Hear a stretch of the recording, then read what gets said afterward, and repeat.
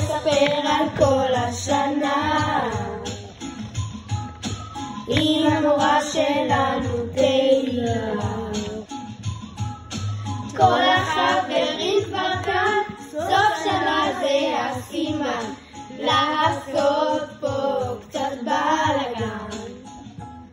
אבל אחרי המחצית הכל יותר קשה, מבחנים, הכתבות, מדלקים עד הקצה, התעללו בנו זה כבר קשה.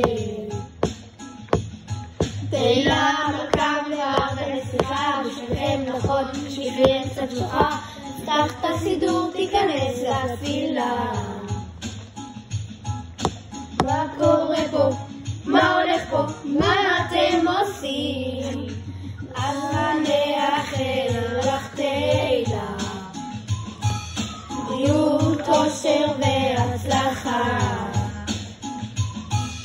עזרת לנו מאוד השנה, תודה תודה לך תהילה. לה לה לה לה לה לה לה לה לה לה. אין מבחנים,